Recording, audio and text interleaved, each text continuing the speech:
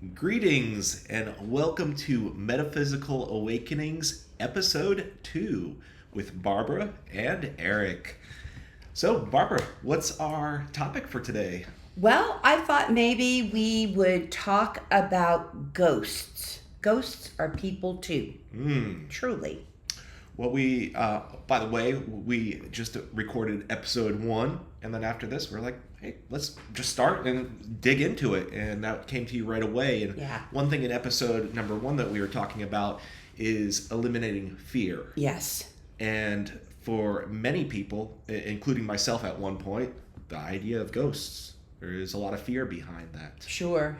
And honestly, the sudden appearance of an apparition, I'm going to jump. But the bottom line with this usually is there's two kinds of hauntings. One that is residual, which kind of means it plays over and over and over again like a movie.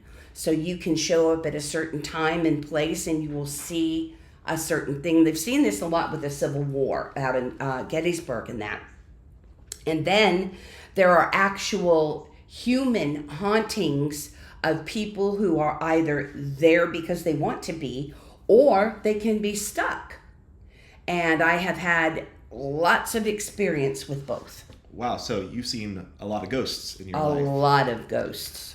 I have never seen a ghost, and the reason why is because I don't want to see any ghosts. Sure, it's scary. I've made that decision. I've asked God not to show me that side because I don't want to see it. And so for those of you who might be fearful of the subject, I think that if you have the intention of not wanting to see that or be a part of that, that can be respected. 100%. You have intention over your life. You get to call that which you want to experience, and that is called free will. Mm-hmm. When you have discernment over your life and you understand that your free will allows you to be who and what and do and where and all of that together, then you will not have ghosty appearances. You will not have certain experiences in your life. I, on the other hand, opening myself up to the different awarenesses of a psychic first, then a medium, the door flew open and I actually went to work for a realty company. Okay. And I'm the one that goes in to discern what kind of haunting it is. And if there are, human hauntings, what they want, what they need, or if we're just watching the same thing happen over and over again, which is a residual haunting. Wow. I remember back whenever I was in high school, going with my mom to an open house, and we could feel the energy in there. Just something was off. Couldn't put a finger on, but we could both feel that. So I would imagine, and that was only one of 10 houses that we looked at. So I imagine that there are lots of properties that have either that energy or maybe, as you said, a ghost. Leftovers. Yeah. That is going to take us on a whole another adventure at some point, but understanding why we feel the things we do, and we'll be going into empathy, and we'll be going into, like I said, empathy, people who are empathic, and you can feel a feel, but you may not know why you feel what you do feel. Today, we're going to talk about actual experiences that I've come across, and one such, and it's on video. We got to get that video. Oh, yes. I was shoved. I was physically pushed. The first time I was ever pushed in my life, and this guy pushed me backward.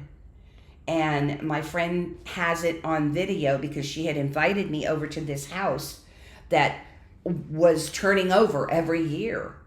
That somebody would buy it and then they'd want to get rid of it. And come to find out, it had I'm going to use the term lightly, gentleman, who was part of the mob in the 20s. And he had been eliminated, if you will, by literal cement galoshes out in the Indian River in Titusville. Ooh. And he was one very angry ghost. And when my friend invited me over, she tells me nothing, which is what I have to have, because I don't need to be tainted or thinking or looking one way or the other. I need to go in and I'll tell you what I feel, right? Absolutely. When I got to this particular home, she says, just look around and go where you feel. I went immediately upstairs. And I went immediately across this area. There was a fireplace. And I'm standing in front of the fireplace, and I'm getting ready to go into this room, and woof! Whoa. Yeah, I'm jacked backward. And this gentleman was cussing his blue head off at me. What the are you doing here, you... I mean, it was on and on and on.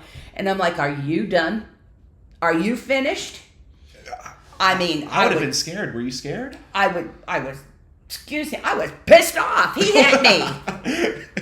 Jerk. I mean, he hit me. So when he finally calmed down, he started to give me some of the backstory. And it was that he was indeed part of a mob. And I can't go into all of that yet because it's the subject of a historical documentation and a new historical walk in Titusville. Oh, okay. So let's just say that gangsters from the 20s and in Prohibition time were alive and well in Titusville, rum running and whiskey running, okay? Okay. Anywho, as this gentleman continued to talk, he settled down a little bit. He finally had somebody who could hear him, for one. And then he'd get whizzed up again and get all angry because, you know, he was killed because he didn't do what he was supposed to do. And then he gave me the name of the mobster who killed him. And I'm like, okay, so we can look this up.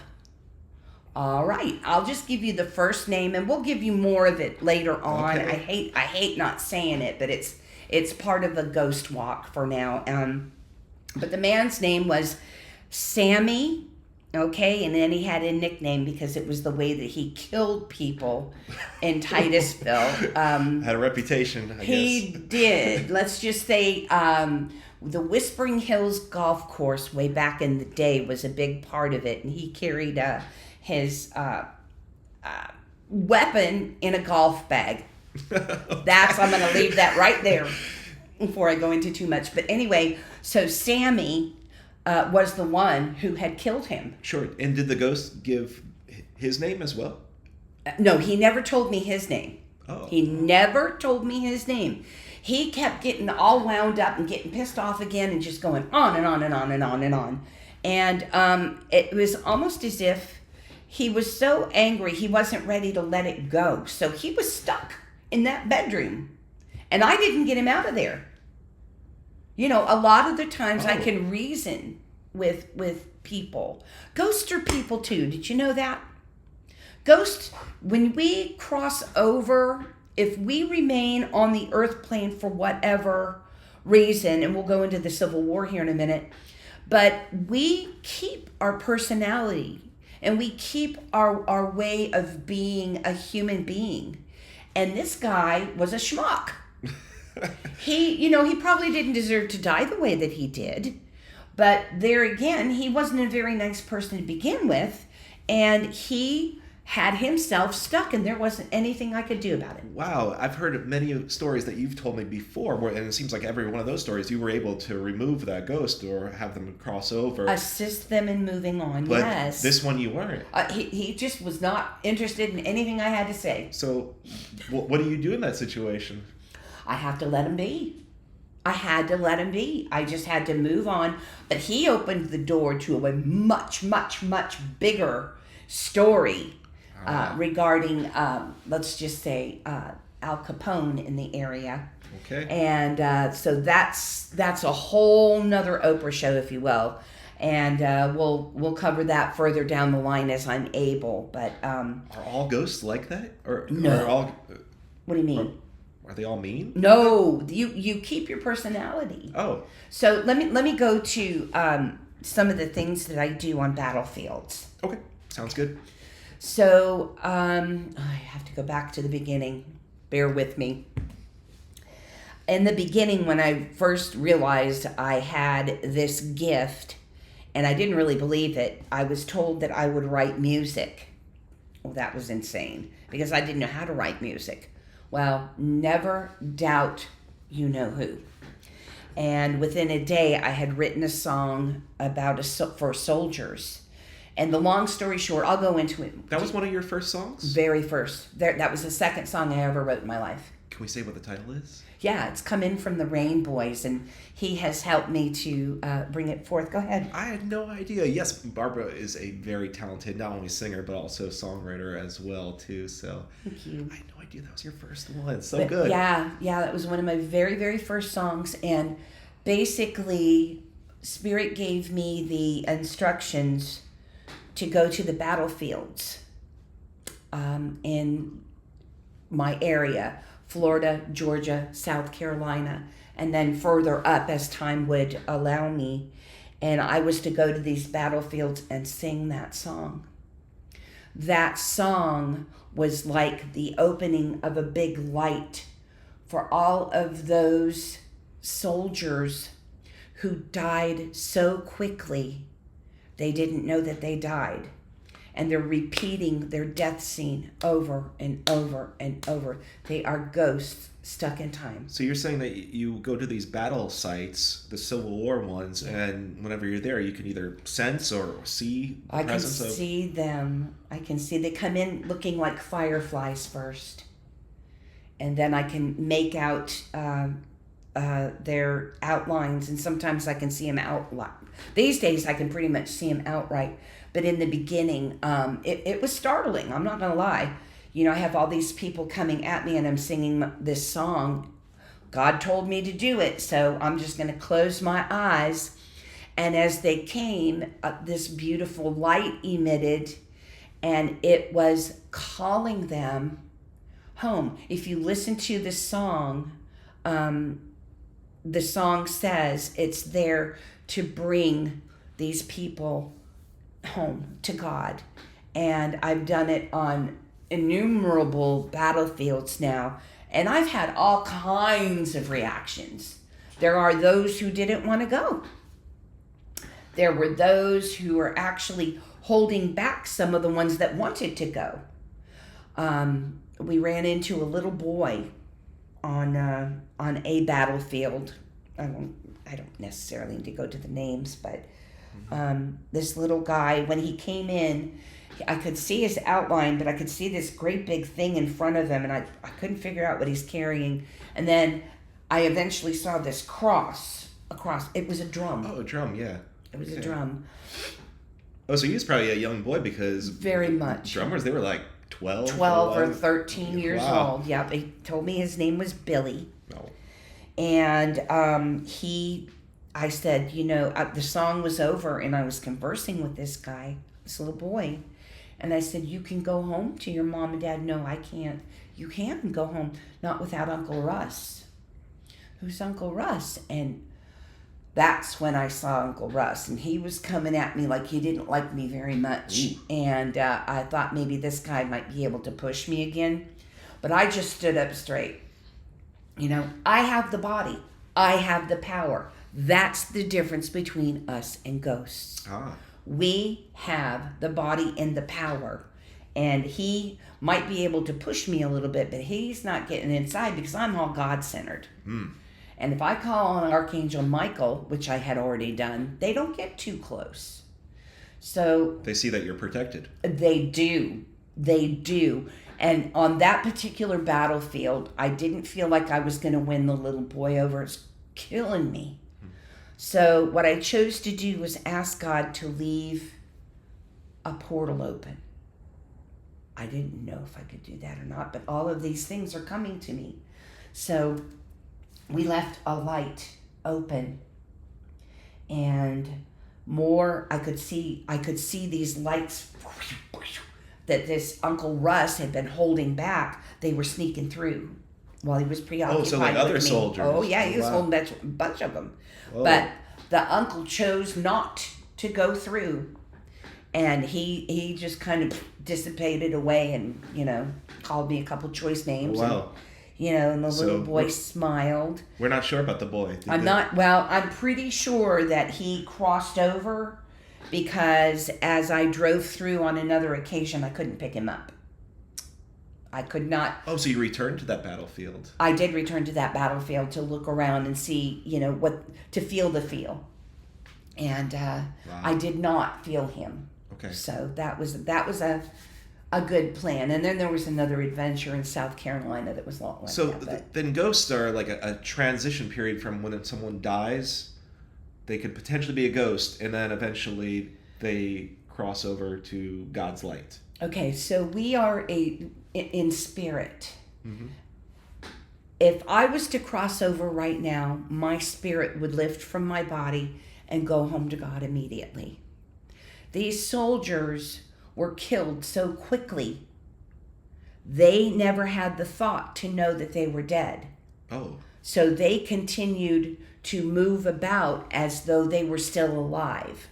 And that's why you get so many ghosts on Civil War battlefields. Gotcha. They just weren't aware. No, they're stuck. And that was the whole reason behind Come In From the Rain Boys. Getting them unstuck. Getting them unstuck. We were talking about some ghosts being scary, and you said others are not. Correct. Like that little boy, he wasn't necessarily scared. He might have been scared, but not scary. Are there ever any happy ghosts that decide not to go to God? I'd like to think too, whenever I pass that, I don't think I'd become a ghost. No, probably. You would not. You would lift immediately and go to God. There would be no transition for you. You know who you are. Spirit. We lift immediately and go home. Right? There are others who are here with unfinished business. Oh. And so they choose to be here. Now, I went to this one haunting with the realty company.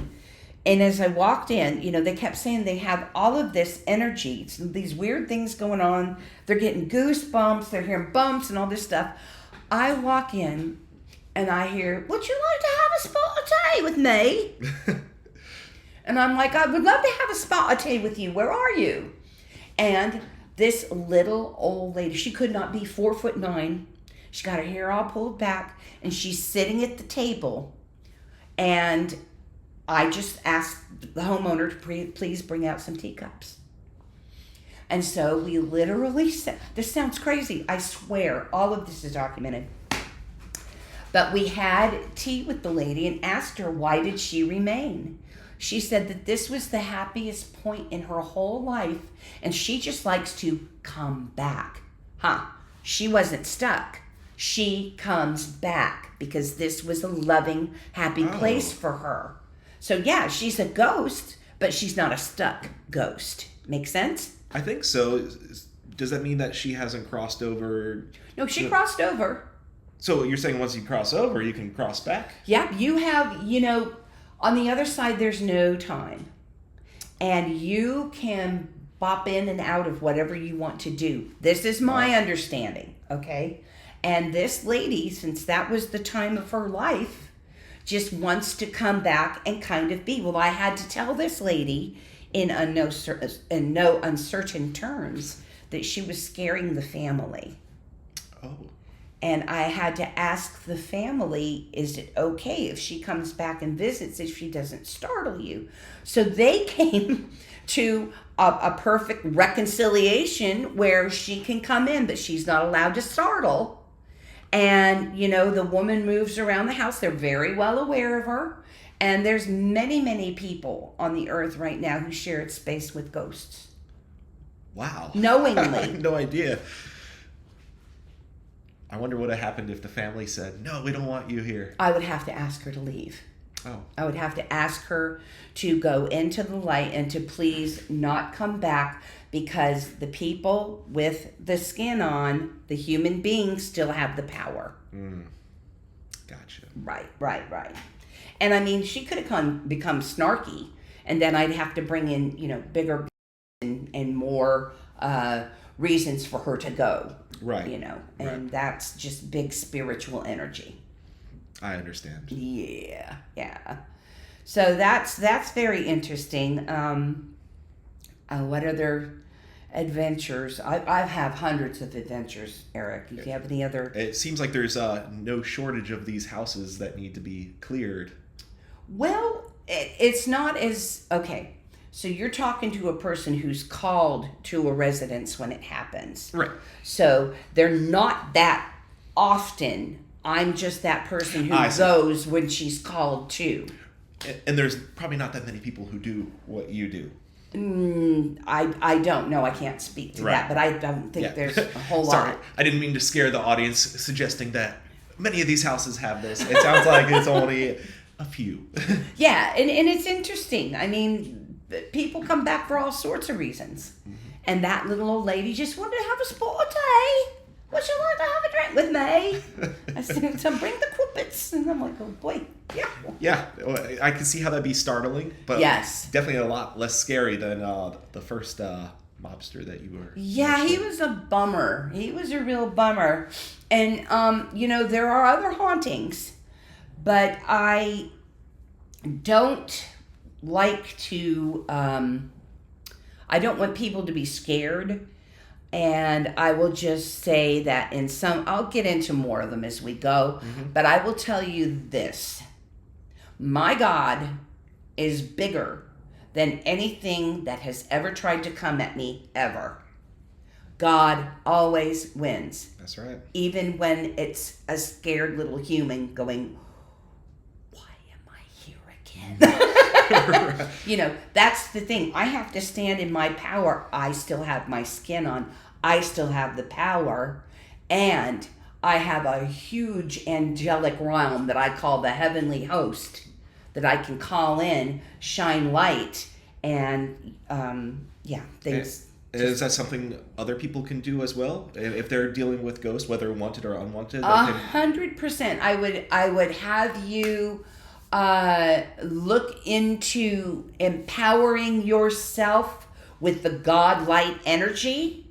And if there's something or someone in your house, you have the power. You tell them to get out. This is your home. This is the house of God, and you're not welcome. Wow. If it's frightening. Now, if you're a little bit curious, and they're not doing anything, if you've got things flying across the room, that can be something else. Right. But that's a whole manifestation of a poltergeist, and that's another Oprah show we can talk about. That will be another episode. Yeah. That's right. But this was a really good introduction to ghosts, and that ghosts are people too. Ghosts are people too. They really, truly are, and they're usually there because of unfinished business.